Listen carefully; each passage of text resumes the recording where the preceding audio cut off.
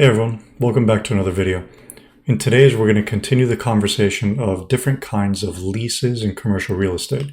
In particular, the base stop lease. Let's dive into it.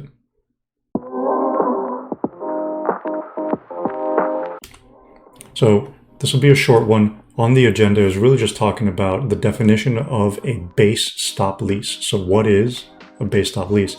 And really, how does this type of lease compare to other kinds of commercial real estate leases? So right off the top, what is a base stop lease? So for a base stop lease, we have first and foremost the tenant paying a certain amount of base rent.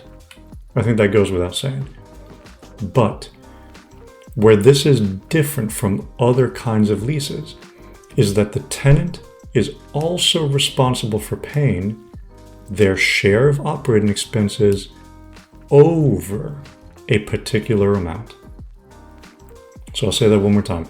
The tenant is responsible for paying base rent, but they're also responsible for paying their share of expenses, but only if those expenses are higher or exceed a given specific amount. So what this really does is that it limits the amount of expense that an owner could have to pay. Because if you really think about it, the owner will pay up to a certain amount, and then the tenant will be responsible for paying anything over that amount. And that's really where the name comes from. It is a stop or a limit on the amount of expenses that the owner could pay. So let's take a look at a quick example just to see how this works. So let's say right now we have a budget of $9 in operating expenses. So the owner is responsible for paying all of that $9 expense. But what about the next year? So let's say 1 year later, expenses increase by $1 from 9 to 10.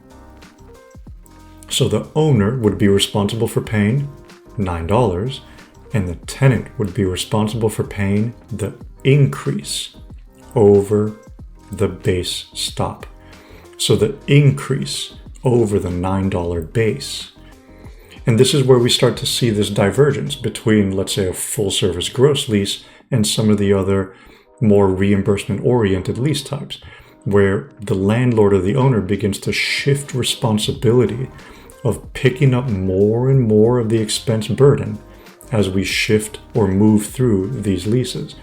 So in this case, over time, as expenses increase, the tenant is responsible for paying a greater share of that expense load, while at the same time, the owner limits how much exposure they have.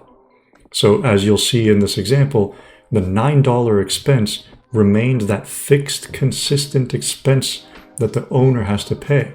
Anything over the $9 is the tenant's responsibility. So I think an important component of this is to kind of define first what are expenses, but maybe equally important is when does the clock start, right? So if we come back to this example, does the tenant pay any increase in expenses from year zero, so $9? Do they pay the increase in expenses starting in year one, so any increase over $10? Or do they start paying the increase starting in year two, so any increase over $11? So when do they start to pay? So this question of what is the base year is an important one. It helps define that starting point that stops the expense obligation to the owner. So this is the year that the stop is set. So again, to take a look at a quick example, let's just define a year to this. What if year zero is 2022 at $9? And so then the following year, if it goes up by $1, so here we are now in 2023, the operating expenses are $10, and so now the reimbursement that's due by the tenant is $1, the difference between the 9 and the 10. And so negotiating that base year is going to be an important one, because if you were to say the base year was 1965 when expenses were 50 cents, then that means that the amount that's eligible for reimbursement by the tenant is basically 99% of all the expenses. So negotiating the base year is going to be an important point for either party. So let's take a look at kind of where base stop leases fall on the big spectrum. So on one end on the left, we have the full service lease. This is the lease type where the tenant has no responsibility for paying operating expenses. On the right-hand side, you have a triple net lease, where the tenant is responsible for paying their share of all operating expenses. Base stop kind of lands somewhere in the middle, where they are responsible for paying their share of all expenses, but only if they increase over a certain amount. So again, this sits within the spectrum of responsibility between none and all. So just to recap, what is a base stop lease? A base stop lease is one where the tenant is responsible for paying both base rent and their share of expenses, but only those expenses that are higher than a given amount. So in our example, only any expense that's higher than $9, or only any expense that's higher than the amount that was quoted in the 2022 base year. How does this compare to other leases? It sits in the middle between a gross lease and a triple net lease. Almost in the middle. So we'll talk more about lease types later, but for now at least I wanted to introduce this particular kind, which is a popular one, the base stop lease.